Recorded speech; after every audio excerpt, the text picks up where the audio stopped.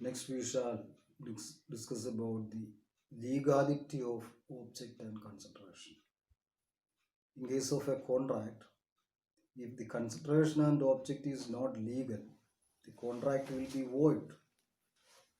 For making a contract valid, both its consideration and object must be legal. Otherwise, it will be void. So,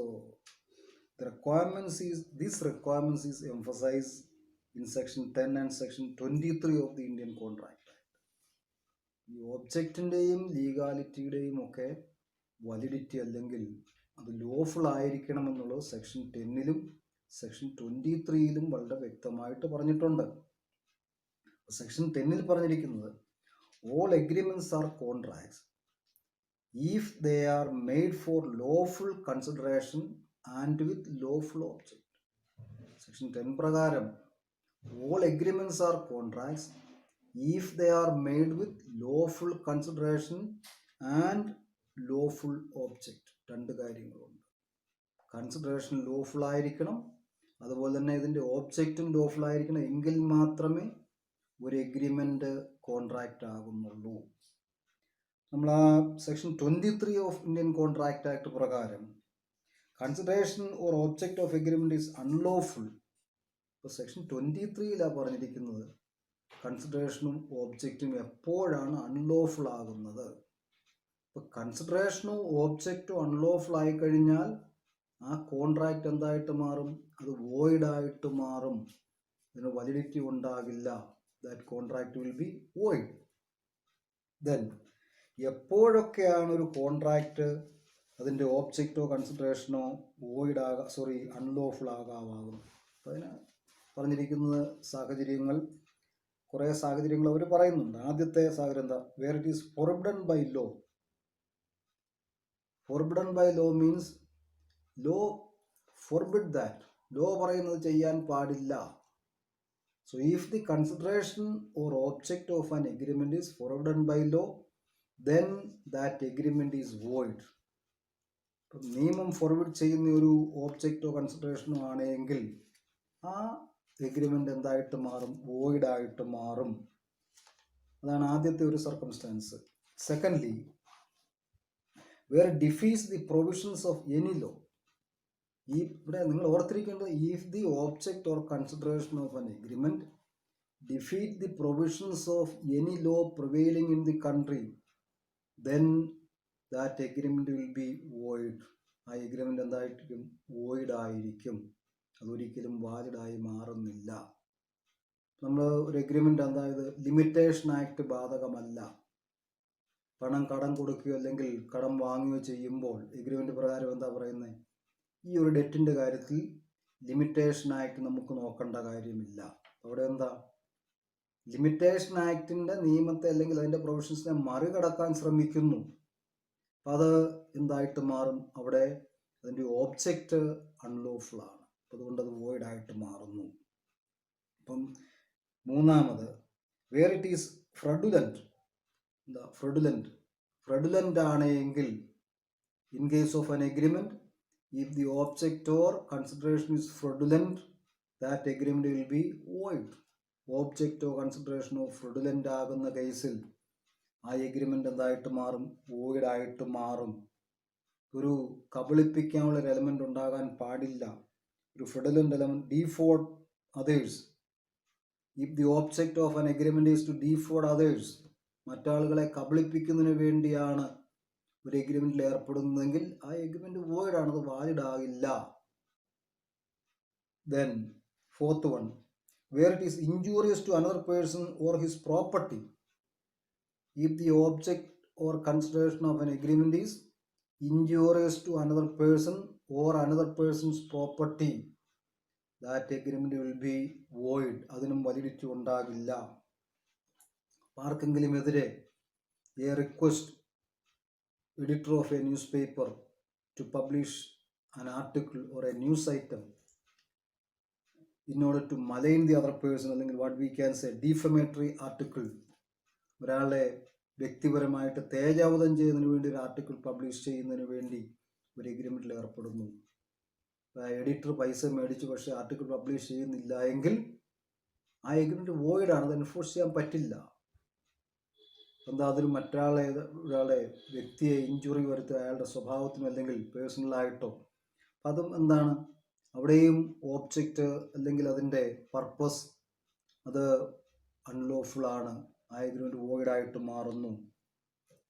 then where it is regard as immoral, ഇവിടെ എല്ലാം നമ്മൾ ഓർത്തിരിക്കേണ്ടത്, in case of an agreement if its object or consideration is against the provisions of law, അത് unlawful ആണ്. ഏതൊക്കെ സാഹചര്യങ്ങളാണ് അൺലോഫുള്ളായി മാറുന്നത്, അത് പറഞ്ഞിരിക്കുന്നത് എന്താണ്, when it is regard as immoral, ഒരു എഗ്രിമെൻറ്റിൻ്റെ ഓബ്ജക്റ്റോ കൺസിഡറേഷനോ ഇമ്മോറൽ ആണ് എങ്കിൽ, ഇമ്മോറൽ ആക്ടിവിറ്റി പ്രൊമോട്ട് ചെയ്യുക എന്നുള്ളതാണ് എങ്കിൽ അതെന്തായിട്ട് മാറും, ആ എഗ്രിമെൻ്റ് വോയിഡായിട്ട് മാറും.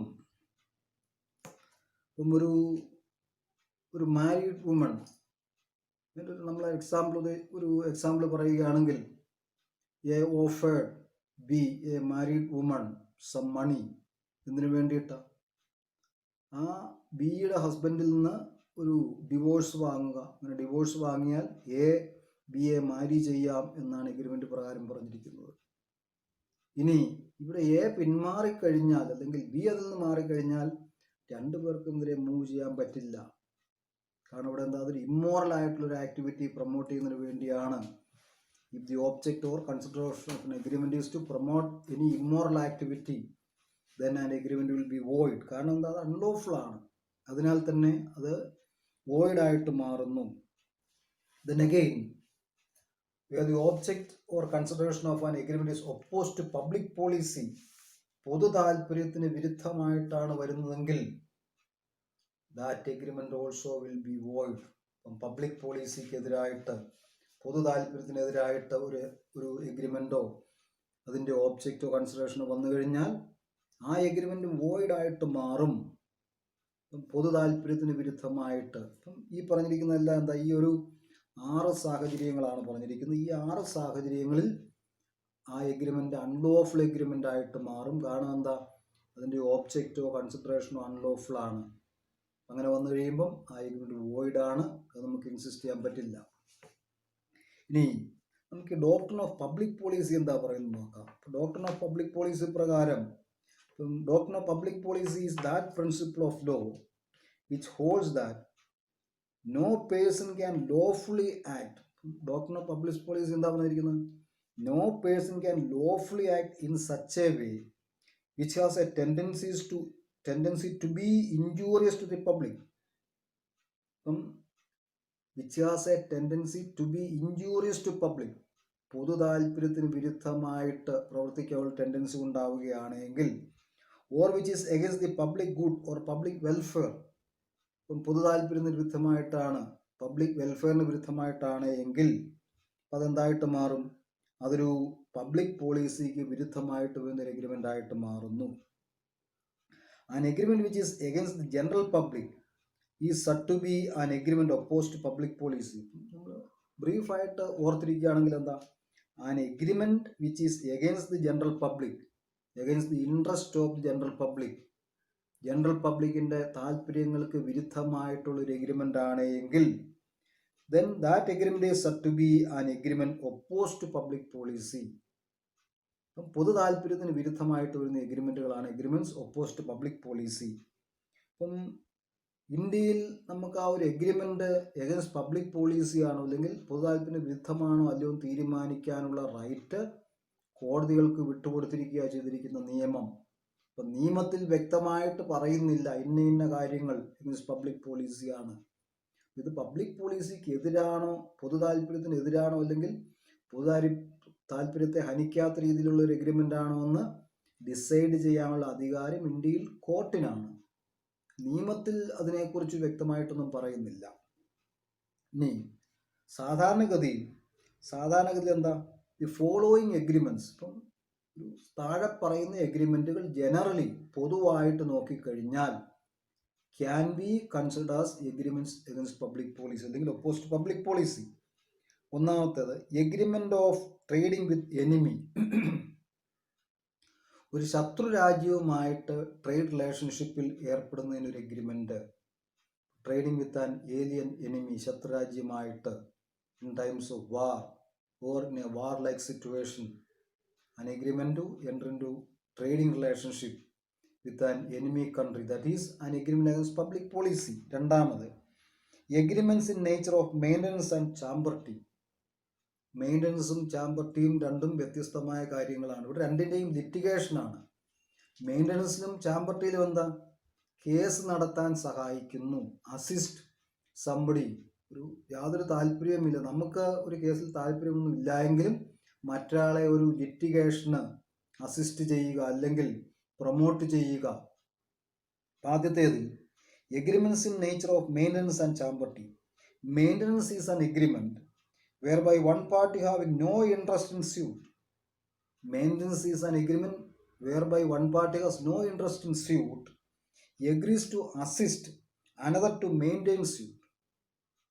ഒരു താല്പര്യമില്ലാത്ത ഒരു കാര്യത്തിൽ മറ്റൊരാളെ കേസ് നടത്താൻ സഹായിക്കുന്നതിന് വേണ്ടിയുള്ള ഒരു എഗ്രിമെൻ്റാണ് മെയിൻ്റനൻസ്. ഇപ്പം എന്താ, പ്രൊമോട്ട് ലിറ്റിഗേഷൻ, കേസ് നടത്താൻ പ്രോത്സാഹിപ്പിക്കുക, സഹായം ചെയ്യുക. പക്ഷേ other party has no interest in the case, യാതൊരു താല്പര്യമില്ലാത്ത ഒരു കേസാണ്, അതിൽ കേസ് നടത്താൻ സഹായിക്കുന്നു. ഈ എഗ്രിമെൻ്റ് എന്തായിട്ടാണ് വരുന്നത്, ഇതൊരു മെയിൻ്റനൻസ് എഗ്രിമെൻ്റാണ്. ഇനി ചാമ്പർട്ടി എഗ്രിമെൻ്റ് വന്നു കഴിയുമ്പോഴേക്കും എന്താ, കേസ് നടത്താൻ സഹായിക്കുക, ഒരു പ്രോപ്പർട്ടിയുടെ മേൽ കേസ് നടത്താൻ സഹായിക്കുക. കേസ് അനുകൂലമായിട്ട് വന്നു കഴിഞ്ഞാൽ അങ്ങനെ അനുകൂലമായിട്ട് കിട്ടുന്ന ആ പ്രോപ്പർട്ടി ഷെയർ ചെയ്തെടുക്കുക. അവിടെ എന്താ, അവിടെ assist in litigation and share the proceeds of litigation. അങ്ങനെ വന്നു കഴിഞ്ഞാൽ അതെന്തായിട്ട് മാറുന്നു, അത് ചാമ്പർട്ടി ആയിട്ട് മാറുന്നു. ഇത് രണ്ടും കേസ് നടത്താൻ സഹായിക്കാനുള്ള എഗ്രിമെൻറ്റുകളാണ്. കേസ് നടത്താൻ സഹായിക്കുക, ഒന്നിൽ കേസ് നടത്താൻ സഹായിക്കുന്നു, രണ്ടാമത്തിൽ കേസ് നടത്താൻ സഹായിക്കുകയും കേസിൻ്റെ പ്രൊസീഡിങ്സിലൂടെ എന്തെങ്കിലും നേട്ടം ഉണ്ടായിക്കഴിഞ്ഞാൽ അത് ഷെയർ ചെയ്യുകയും ചെയ്യുന്നു. ഷെയർ ചെയ്യുകയും ചെയ്യാവുന്ന ഒരു എഗ്രിമെൻ്റാണ്. ഇങ്ങനെയുള്ള എഗ്രിമെൻറ്റുകൾ എന്താണ്, ഇത് രണ്ടും ഇന്ത്യയിലെ നിയമപ്രകാരം ഡോക്ട്രിൻ അഗൈൻസ്റ്റ് പബ്ലിക് പോളിസിയാണ്, പബ്ലിക് പോളിസിക്ക് വിരുദ്ധമായിട്ട് വരുന്നതാണ്. Then the third one is agreements in restraint of marriage. ഒരാളെ വിവാഹം ചെയ്യുന്നതിൽ തടയാമെന്നുള്ളൊരു എഗ്രിമെൻറ്റ്. കാരണം marriage is a fundamental right of all the individuals, personal അവകാശമാണ്. അപ്പം ഒരു വ്യക്തിയുടെ വ്യക്തിപരമായ അവകാശത്തെ തടയാമെന്നുള്ളൊരു എഗ്രിമെൻറ്റ് വന്നു കഴിഞ്ഞാൽ അതും എന്തായിട്ട് മാറും, that will be also consider as an agreement against public policy. Agreement in restraint of marriage section 26 തന്നിട്ടുണ്ട്. ഇന്ത്യൻ കോൺട്രാക്ട് ആക്ടിൻ്റെ സെക്ഷൻ 26 തന്നിട്ടുണ്ട്. എന്താ, ഒരു എഗ്രിമെൻറ്റിൻ്റെ ഓബ്ജക്റ്റ് അല്ലെങ്കിൽ എഗ്രിമെൻറ്റിൻ്റെ consideration to restrain somebody from getting married ആണ് എങ്കിൽ agreements in restraint of marriage. Then അത് പറഞ്ഞിരിക്കുന്ന സെക്ഷൻ 26 കൃത്യമായിട്ട് തന്നെ പറഞ്ഞിട്ടുണ്ട്, every agreement in restraint of marriage of any person other than a minor is void. Minor അല്ലാത്ത മറ്റ് ഏത് വ്യക്തിയെയും വിവാഹത്തിൽ തടയാമെന്നുള്ളൊരു എഗ്രിമെൻ്റ് എന്താണ്, വോയിഡ് എഗ്രിമെൻ്റ് ആണ്. That is very clearly given in section 26 of the Indian contract act. ഒരാളെ വിവാഹ ബന്ധത്തിൽ ഏർപ്പെടും തടയാമെന്നുള്ള എഗ്രിമെൻറ്റുകൾ except in the case of minors. കാരണം മൈനേഴ്സ് ആർ കോമ്പീറ്റൻ്റ് ആയിട്ടൊരു മാരേജ് ആണ്, അവർക്ക് ഒരു മാരേജിൽ ഏർപ്പെടാനോ കോൺട്രാക്റ്റിൽ ഏർപ്പെടാനുള്ള കോമ്പീറ്റൻസി ഇല്ലാത്തത് കൊണ്ട് ഒരു മൈനറായ വ്യക്തിയെ വിവാഹ ബന്ധത്തിൽ തടയാനുള്ള ഒരു എഗ്രിമെൻ്റ് ആണെങ്കിൽ അത് വാലിഡ് ആയിട്ട് മാറും, അത് വോയിഡ് അല്ല. കാരണം മൈനേഴ്സിന് വിവാഹത്തിൽ ഏർപ്പെടാനുള്ള ഒരു കോമ്പീറ്റൻസി ഇല്ല. മറ്റെല്ലാ എഗ്രിമെൻറ്റുകളും വോയിഡായിട്ട് മാറുന്നു. അവിടെ അതിൻ്റെ പേരിൽ നമുക്ക് മാറിക്കഴിഞ്ഞാൽ അതിൻ്റെ പേരിലൊരു നടപടിയെടുക്കാൻ പറ്റില്ല. Then fourth one is agreement in restraint of trade. ഒരു എഗ്രിമെൻറ്റ് പ്രകാരം ഒരാളെ ഏതെങ്കിലും കച്ചവടത്തിൽ ഏർപ്പെടുന്നതിൽ നിന്ന് ഒരു എഗ്രിമെൻ്റാണ് for restraining somebody, for stopping somebody from doing some business. അപ്പം അതുകൊണ്ടാണ് ഒരു വ്യക്തിയുടെ ഫണ്ടമെൻ്റൽ റൈറ്റ് ആണ്.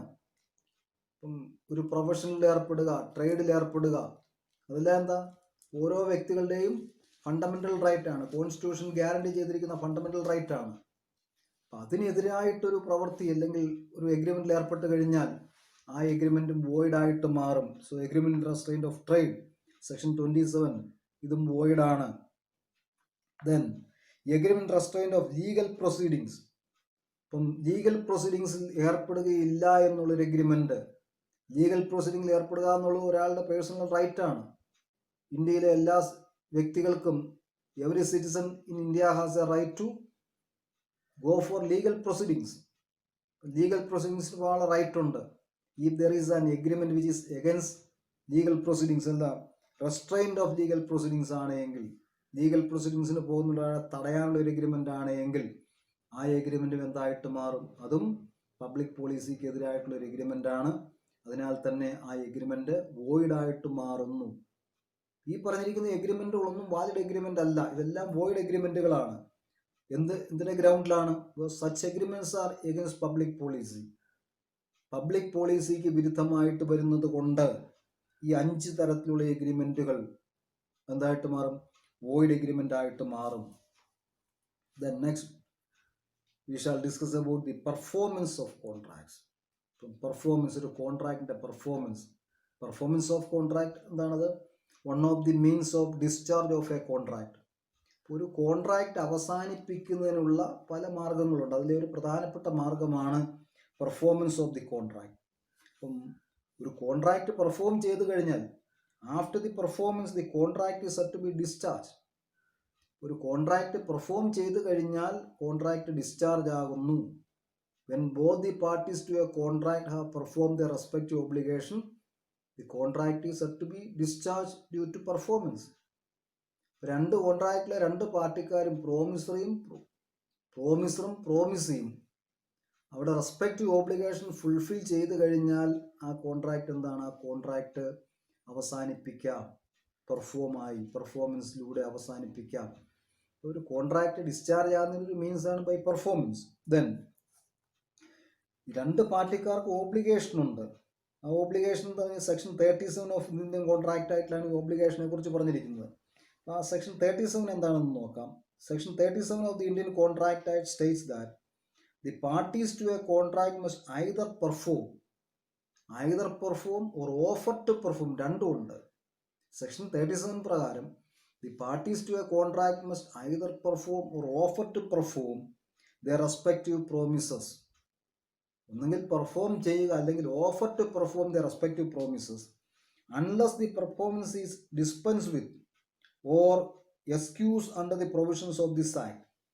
ആ പെർഫോമൻസ് ഉപേക്ഷിക്കുക അല്ലെങ്കിൽ അത് വേണ്ടെന്ന് വയ്ക്കുകയോ ചെയ്യുകയാണെങ്കിൽ ഇന്ത്യൻ കോൺട്രാക്റ്റ് ആക്ട് പ്രകാരമോ അല്ലെങ്കിൽ മറ്റേതെങ്കിലും ആക്ട് പ്രകാരമോ അത് ഉപേക്ഷിക്കുന്നില്ല എങ്കിൽ പാർട്ടിക്കാരത് പെർഫോം ചെയ്യുക അല്ലെങ്കിൽ പെർഫോം ചെയ്യാവുന്ന ഓഫർ കൊടുക്കുകയോ ചെയ്യണം. Then the parties may discharge the respective duties either by actually performing. ഒരു കോൺട്രാക്റ്റ് പ്രകാരം ഉണ്ടായിരിക്കുന്ന ഡ്യൂട്ടീസ് പാർട്ടിക്കാർക്ക് എന്താ? The parties may discharge the respective duties. അവിടെ respective duties to perform their obligation, respective duties either by actually performing the contract. രണ്ട് രീതിയിൽ അവർക്ക് ആ ഡ്യൂട്ടി ഡിസ്ചാർജ് ചെയ്യാം. Either by actually performing the contract or by making an offer to perform it. രണ്ട് രീതിയിലുണ്ട്, actual പെർഫോമൻസും offer to പെർഫോമും ഉണ്ട്. പാർട്ടിക്കാർക്ക് എന്താ? ആക്ച്വലി അവരുടെ ഡ്യൂട്ടി പെർഫോം ചെയ്യുകയോ അല്ലെങ്കിൽ അവർക്ക് പെർഫോം ചെയ്യാമെന്നൊരു ഓഫർ കൊടുക്കുകയോ ചെയ്ത് അവരുടെ ഓബ്ലിഗേഷൻ ഒഴിവാക്കാൻ സാധിക്കും. നമുക്ക് ഇതിൻ്റെ ഈ ഒരു മീനിങ് പ്രകാരം നമുക്കിതിനെ രണ്ട് രീതിയിൽ വേണമെങ്കിൽ ഡിസ്കസ് ചെയ്യാം. അപ്പോൾ രണ്ട് രീതിയിൽ എന്താ? ആദ്യമായിട്ട് എന്താ? ആക്ച്വൽ പെർഫോമൻസ്, രണ്ടാമത് offer to performance. Actual performance എന്താ? Performance of a contract can be either actual performance of the promise, യഥാർത്ഥത്തിൽ പെർഫോം ചെയ്യുന്നു, അതോടുകൂടി ആ കോൺട്രാക്റ്റ് അവസാനിക്കുന്നു, ആക്ച്വൽ പെർഫോമൻസ്. ഇനി അതല്ല എങ്കിൽ tender or performance of the promise or offer of performance. അപ്പം tender of performance of the promise, tender ഒരു ഓഫർ കൊടുക്കുന്നു, പെർഫോം ചെയ്യാവുന്ന ഓഫർ കൊടുക്കുന്നു. ടെൻഡറിന് നമ്മൾ എന്താ പറയുന്നത്? Offer of performance. അവിടെ ആക്ച്വലി പെർഫോം ചെയ്യുന്നില്ല, പെർഫോം ചെയ്യാമെന്നുള്ളൊരു ഓഫർ കൊടുക്കുക ചെയ്യുന്നത്. ഈ രണ്ട് രീതിയിലും എന്താ? നമ്മളൊരു പെർഫോമൻസ് ഓഫ് കോൺട്രാക്ട് നമുക്ക് ഡിസ്കസ് ചെയ്യാം. Then what is actual performance of contract അല്ലെങ്കിൽ actual performance of the promise? When a party to contract fulfills obligation under the contract, when a party to contract fulfill his obligation, ഒരു കോൺട്രാക്റ്റിലെ party അയാളുടെ obligation fulfill ചെയ്ത് കഴിയുമ്പോൾ the party is said to have perform his promise. ഒരു കോൺട്രാക്റ്റിലെ party അയാളുടെ respective obligation fulfill ചെയ്ത് കഴിയുമ്പോൾ the party is said to be perform his obligation. അപ്പം പാർട്ടി അയാളുടെ പ്രോമിസ് അല്ലെങ്കിൽ ഓബ്ലിഗേഷൻ പെർഫോം ചെയ്തതായിട്ട് കണക്കാക്കുന്നു. When a party has done what he had undertaken to do, when a party has done what he had undertaken to do and nothing is left, the promise is set to be performed. ബാക്കിയൊന്നുമില്ല. ഒരു party അയാൾ എന്താണോ perform ചെയ്യാമെന്ന് undertake ചെയ്തിരുന്നത് അത് ചെയ്തു കഴിഞ്ഞാൽ ഒന്നും ബാക്കിയില്ല ഇനി ചെയ്യാൻ. അപ്പോൾ എന്താ, അയാളുടെ ആ പാർട്ട് ഫുൾഫിൽ ചെയ്യപ്പെട്ട് കഴിഞ്ഞു. അപ്പം promise is set to be performed. അപ്പം അങ്ങനെയുള്ള ഒരു പാർട്ടി എന്താ, such party is discharge from liability under the contract. അങ്ങനെയുള്ളൊരു പാർട്ടി എന്താ, കോൺട്രാക്റ്റിൻ്റെ പ്രകാരം ലയബിലിറ്റി ഡിസ്ചാർജ് ആയി. Then this is known as the actual performance of the contract. Actual performance means the party to a contract has actually fulfilled his respective obligation. അതാണ് actual performance. He had fulfilled his obligation. അയാളുടെ obligation fulfil ചെയ്ത് കഴിഞ്ഞു. Nothing is left. അങ്ങനെ വന്നു കഴിയുമ്പോൾ അതെന്താണ്, ഇതാണ് actual performance. Then tender of performance that is given in section 38. Tender, offer to perform. Offer to perform when the promisor offer to perform. അതാണ് നമ്മൾ പറയുന്നത്. An offer to perform obligation is called tender of performance. A valid tender of performance is equivalent to performance of the promisee. Performance of the promise. Here, one party promised to perform the obligation. Perform ചെയ്യുന്ന obligation കൊടുത്ത് അല്ല offer കൊടുക്കുന്നു. Offer to perform. Offer to perform എന്താ നമ്മൾ പറയുന്നത്, അതിന് tender of performance. Then, if a valid tender of performance is rejected by the promisee, promiser is ready to perform his obligation. Promiser അയാളുടെ part perform ചെയ്യാനാണെന്നുള്ള ഒരു വിവരം എന്താ, inform the promisee. The promiser inform the promisee he is ready to perform his obligation. The promisee refuse to accept. Promisee ഇത് refuse ചെയ്യുകയാണ് എങ്കിൽ അവിടെ എന്താ, the promisor is excuse on further performance. അവിടെ പ്രോമിസറിന് ഫർദർ പെർഫോമൻസ് എക്സ്ക്യൂസ് കിട്ടും. കാരണം most of the cases except in the case of tender for money, ഒരു ടെൻഡർ ഫോർ മണി പണം കൊടുക്കാനുള്ള കേസ് ഒഴിച്ച് ബാക്കി എല്ലാ കാര്യങ്ങളിലും ആക്ച്വൽ പെർഫോമൻസും ഓഫർ ഓഫ് പെർഫോമൻസ് അല്ലെങ്കിൽ ടെൻഡറും ഇക്വലൻ്റ് ആയിട്ടാണ് കണക്കാക്കുന്നത്, ഒരേപോലെയാണ് കണക്കാക്കുന്നത്. പണം കൊടുക്കാനുള്ള കാര്യത്തിൽ മാത്രമേ വ്യത്യാസം പറയുന്നുള്ളൂ. Then a valid tender of performance is therefore equivalent to the performance. Valid tender of performance എന്താ, പെർഫോമൻസിന് തുല്യമായിട്ടാണ് കണക്കാക്കുന്നത് except in the case of tender for money. പണം കൊടുക്കാനുള്ള കേസ് ഒഴിച്ച് ബാക്കി എല്ലാ കേസുകളിലും വാലിഡ് ടെൻഡർ ഓഫ് പെർഫോമൻസ് എന്തായിട്ടാണ് കണക്കാക്കുന്നത്, ആക്ച്വൽ പെർഫോമൻസ് ആയിട്ട് കണക്കാക്കുന്നു. ഇപ്പം നമുക്കൊരു എൻ്റർ എന്താ, എ എൻറ്റേഴ്സ്, ഒരു എക്സാമ്പിൾ പറയുകയാണെങ്കിൽ A enters into a contract with B for exchange of certain goods. ചില സാധനങ്ങൾ കൈമാറ്റം ചെയ്യാനുള്ള ഒരു എഗ്രിമെൻ്റ് ആയിരുന്നു. On the due date of exchange A offers അല്ലെങ്കിൽ A inform that he is ready to deliver the goods but B refuses to accept that goods. അങ്ങനെ വന്നു കഴിയുമ്പോൾ എന്താ, എയ്ക്കൊരു വാലിഡ് ടെൻഡർ ഉണ്ട്. എ സാധനങ്ങൾ ഡെലിവർ ചെയ്യാനുള്ള അല്ലെങ്കിൽ ഡെലിവർ ചെയ്യാനുള്ള തയ്യാറാണ് എന്നറിയിച്ചു. ബി അത് റെഫ്യൂസ് ചെയ്യുകയാണെങ്കിൽ ഇവിടെ എന്താ, എയെ സംബന്ധിച്ചിടത്തോളം ഒരു വാലിഡ് ഓഫർ വന്നു, ടെൻഡർ ഉണ്ടായി. അതോടുകൂടി എന്താ, അയാളുടെ ആ പാർട്ട് അയാളുടെ ഒബ്ലിഗേഷൻ അയാളെ ഒഴിവാകുന്നു. Then essentials of a valid tender of performance. ഇവിടെ ഒരു വാലിഡ് ടെൻഡർ ഓഫ് പെർഫോമൻസിന് കുറേ എസെൻഷ്യൽസ് വരുന്നുണ്ട്. ഒന്നാമത് ടെൻഡർ മസ്റ്റ് ബി അൺകണ്ടീഷണൽ. ഈ ഓഫർ കൊടുക്കുന്നത് കണ്ടീഷൻ ആകാൻ പാടില്ല. Offer to perform must be unconditional. Secondly, the tender must be made at proper time and place. Offer to perform must be made at proper time and place. Then the tender must provide a reasonable opportunity to the other party to see that things offered are the same as agreed. ഇപ്പം നമ്മളെന്താ, ടെൻഡറിൻ്റെ അകത്ത് other party, അതിൻ്റെ ടെൻഡറിൻ്റെ അടുത്ത പാർട്ടിക്ക് അത് സാധനങ്ങൾ examine ചെയ്യാനുള്ളൊരു അവസരം കൊടുക്കണം. Then again the tender must be of the whole obligation. പാർഷ്യലായിട്ട് ടെൻഡർ കൊടുക്കാൻ പറ്റില്ല. ഒരു 10,000 രൂപ കൊടുക്കാനുള്ള ഓബ്ലിഗേഷനാണ്, ഞാൻ ഇപ്പോൾ ഒരു 4,000 തരാം അല്ലെ 5,000 തരാമെന്ന് പറഞ്ഞു കഴിഞ്ഞാൽ അതൊരു ടെൻഡറായിട്ട് കണക്കാക്കില്ല. അതൊരു ഓഫർ ടു പെർഫോം ആകാൻ പാടില്ല. അവിടെ എന്താ, the tender must be of the whole obligation. അത് പൂർണ്ണമായിട്ടും കൊടുക്കണം, ഹോൾ ഓബ്ലിഗേഷൻ ആയിരിക്കണം, ഫുൾ ഓബ്ലിഗേഷൻ പെർഫോം ചെയ്യാനുള്ളൊരു ഓഫർ ആയിരിക്കണം കൊടുക്കുന്നത്, എങ്കിൽ മാത്രമേ അതൊരു വാലിഡ് ടെൻഡർ ആയിട്ട് മാറുകയുള്ളൂ.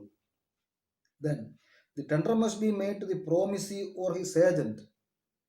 ടെൻഡർ എന്താണ്, ഈ ഓഫർ കൊടുക്കുന്ന പ്രോമിസിക്കോ അല്ലെങ്കിൽ അയാളുടെ ഓതറൈസ്ഡ് ഏജന്റിനോ ആയിരിക്കണം, തേർഡ് പാർട്ടിക്ക് കൊടുക്കാൻ പാടില്ല. The offer to perform must be given to the promisee or to the authorised agent of the promisee, not to anybody else. മറ്റൊരാൾക്കാണ് കൊടുക്കുന്നതെങ്കിൽ അതിന് വാലിഡിറ്റി കിട്ടില്ല. Then the person making the tender must himself be able and willing to perform his obligation. ഇങ്ങനെ ഒരു offer കൊടുക്കുന്നയാൾ വ്യക്തിപരമായിട്ട് എന്താ, അത് perform ചെയ്യാൻ ഏബിൾ ആയിരിക്കണം, അതുപോലെ പെർഫോം ചെയ്യാൻ വില്ലിങ്ങുമായിരിക്കണം, എങ്കിൽ മാത്രമേ അതൊരു വാലിഡ് ടെൻഡർ ആയിട്ട് മാറുന്നുള്ളൂ.